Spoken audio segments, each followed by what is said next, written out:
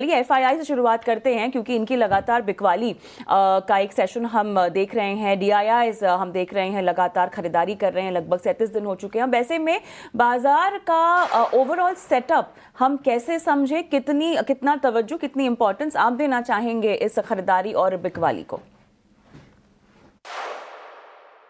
देखिए, कुछ नया तो नहीं है कि एफआईआई बेच रहे हैं और ये गिर डीआईएस खरीद रहे हैं। अगर हम देखें तो डेली का अगर हम आज पूरा रेशियो देखें कि कितना बेचा और कितना खरीदा है, तो डीआईएस ने लगभग 2 गुना ज़्यादा उन्हें डेली बेसिस खरीदा है हर रोज़ या हर घंटे में कंपेयर टू एफआईआई।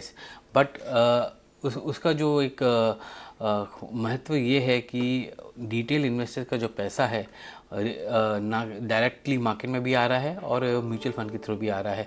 तो वो एक अच्छा वो है कि रिटेल जो है इस मार्केट को सस्टेन कर रहा है, रिटेल मनी इस मार्केट को सस्टेन कर रहा है। और जब भी अपना मार्केट जो 26,000 के ऊपर जा रहा है या न्यू हाई की तरफ जा रहा है जो हमने बनाया था, वहाँ पर थोड़ी सी बिकवाली देखने को मिलती है।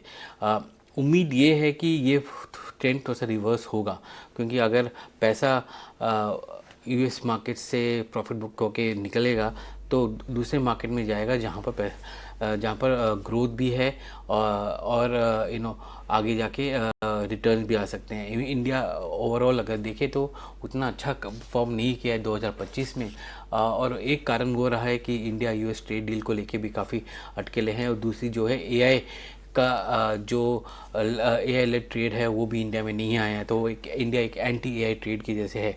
बट अगर आप देखें तो आईटी स्टॉक्स परफॉर्म किए हैं लास्ट कुछ हफ्तों में। हमने देखा कि एफआईआई ने बिकवाली की है आईटी स्टॉक्स में और डीआईआई ने खरीदारी की है आईटी स्टॉक्स में। तो आईटी स्टॉक्स की परफॉर्मेंस है वो उम्मीद है कि अच्छी रहेगी। Q3 में जो ट्रेंड आ रहे हैं उस ट्रेंड के बेसिस में ऐसा लगता है कि Q3 के नंबर्स भी डिसेंट नंबर्स होने वाले हैं आईटी कंपनीज़ के लिए। नॉर्मली Q3 एक तरह से म्यूटेड क्वार्टर रहता है, क्योंकि इसमें फोरक्लोजर्स होते हैं, लोग कम डेज होते हैं ट्रेडिंग बिजनेस के लिए। पर जो हमको मिल रहा है कि उम्मीद जो आ रही है वो उतना ख़राब नहीं है और स्टेबल एनवायरनमेंट है। फेड कट की वजह से डिस्क्रिशनरी स्पेंड्स आ रहे हैं, ऑर्डर फ्लोज आ रहे हैं। ये सारी चीज़ें जो आ रही हैं वो आईटी कंपनीज़ के लिए इम्पॉर्टेंट है। और उसके साथ एक टेलविंड भी है, जो करेंसी टेलविंड जिसको कहते हैं कि रुपी डॉलर अप्रिसिएशन और रुपी डिप्रिसिएशन जो हो रहा है उसकी वजह से भी एक तरह से एक टेलविंड भी आ रहा है आईटी कंपनीज़ के लिए। तो Q3 एक अच्छा क्वार्टर होने वाला है आईटी कंपनीज़ के लिए, तो वो उस पर एक नज़र रखने की ज़रूरत है। इस मार्केट एक रेंज में रहेगा। अगर ऑप्शंस को देखेंगे तो थोड़ा सा ब्रॉड हो गया है ऑप्शंस का पूरा वो 25,500 में काफ़ी बिल्डअप है। पुट्स का मतलब एक सपोर्ट आ रहा है और 26,000 में कॉल और पुट के बीच में काफ़ी जद्दोजहद है कि काफ़ी बिल्डअप है यहाँ पर। बट रेजिस्टेंस अभी भी 26,500 का है, तो एक बैंड सा बना हुआ है।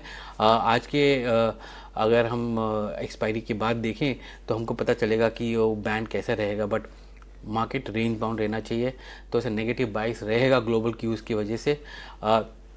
और कोई मोमेंटम ट्रिगर नहीं है इस मार्केट के लिए, तो एक साइड वाइज कंसोलिडेशन कंटिन्यू रहेगा, जिसको हम कई महीनों से देख रहे हैं। टाइम करेक्शन जिसको कहते हैं कि हमारा मार्केट का वैल्यूएशन जो है अभी भी ऊपर 21-22 टाइम्स है फॉरवर्ड अर्निंग्स का।